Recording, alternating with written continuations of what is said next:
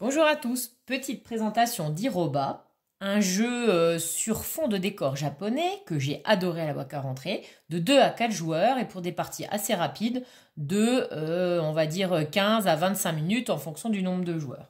Donc là, je vous ai mis une configuration pour 2 joueurs, sachant qu'à 2 joueurs, on va retourner 4 tuiles, alors qu'à 4 joueurs, on va vraiment avoir les 9 tuiles qui vont être retournées pour pouvoir jouer.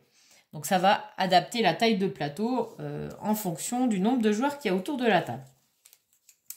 C'est basé sur le principe du Sudoku. Donc comme pour le Sudoku, on n'a pas le droit d'avoir 2 fois la même valeur en ligne et en colonne.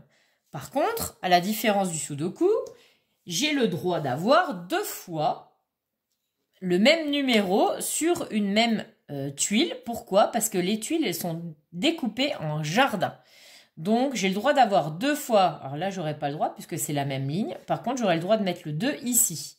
Parce que c'est bien 2 jardins distincts. Donc là, j'aurais le droit de positionner mon 2 ici. Donc, je vais vous expliquer après le principe. Donc là, l'objectif, en fait, c'est d'être majoritaire sur les jardins pour pouvoir marquer les points. Donc, si à la fin de partie, voilà, là, j'ai 8 points et il n'y a personne d'autre dans mon jardin, ben, c'est moi qui vais gagner 1, 2, 3, 4, 5, 6, il y a 6 cases, c'est moi qui vais marquer les 6 points. Si jamais dans un même jardin, là, il y a un jardin de 2 cases, moi, le rouge, j'ai 3 points, le bleu n'a que 2 points, c'est donc le rouge qui marquerait 2 points pour la partie du jardin là. Donc jusque là, c'est simple, vous avez compris, c'est l'objectif, c'est de placer ces petits jetons.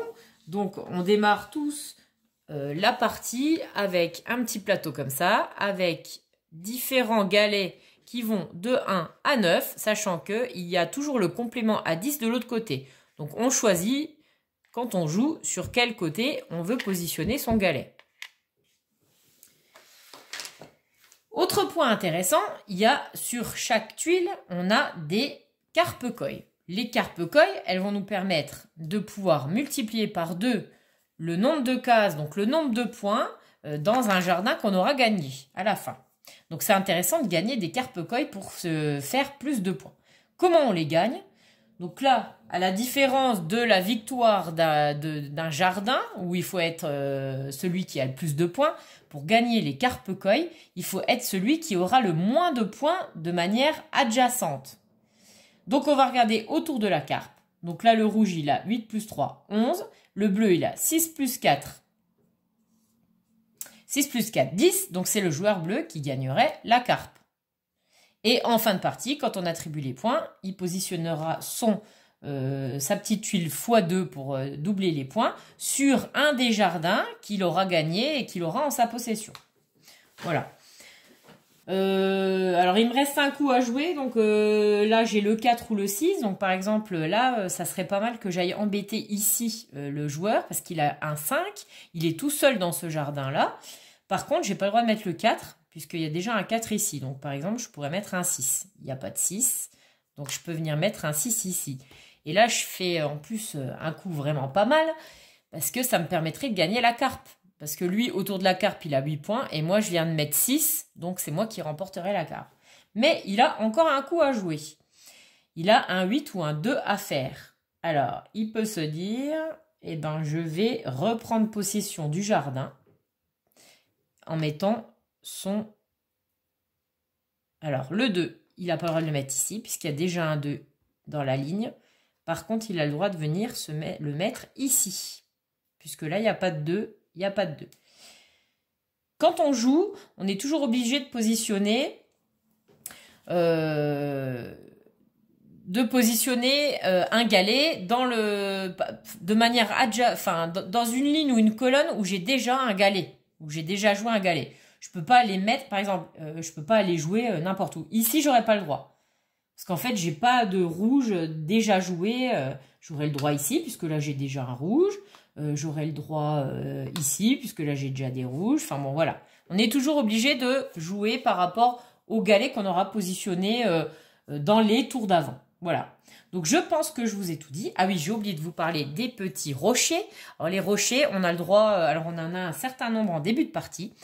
Les rochers, ben, on a le droit, une fois qu'on a joué son coup, qu'on a posé son galet, on a le droit de poser un rocher quelque part, n'importe où, pour du coup bloquer l'adversaire et l'empêcher après de pouvoir positionner ses jetons. Donc c'est assez, ça peut être assez stratégique.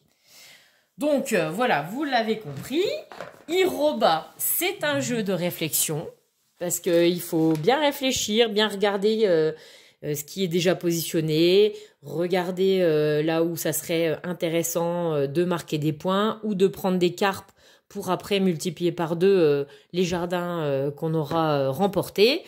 Il est vraiment très intéressant. On a un petit carnet pour du coup noter les points facilement, partie par partie en fait. Quand on joue à 4 joueurs, on a 9 tuiles disposées. Donc voilà, on fait le décompte sur chaque tuile.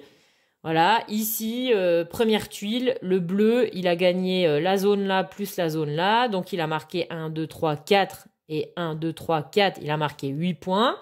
Quand on a attribué les carpes, il aurait pu positionner aussi une carpe dans un de ses jardins qu'il a gagné. Et donc du coup, on aurait fait 4 x 2, 8. Il aurait marqué un peu plus de points. Donc ce petit carnet là, c'est pas mal. Et puis des fois, on a des jetons carpes qu'on a gagnés, mais qu'on n'arrive pas à positionner dans des jardins qu'on a en majorité. Alors dans ce cas, les cartes non utilisées, elles rapporteront 1 point à la fin de partie. Donc ce petit carnet là, c'est super pratique pour compter.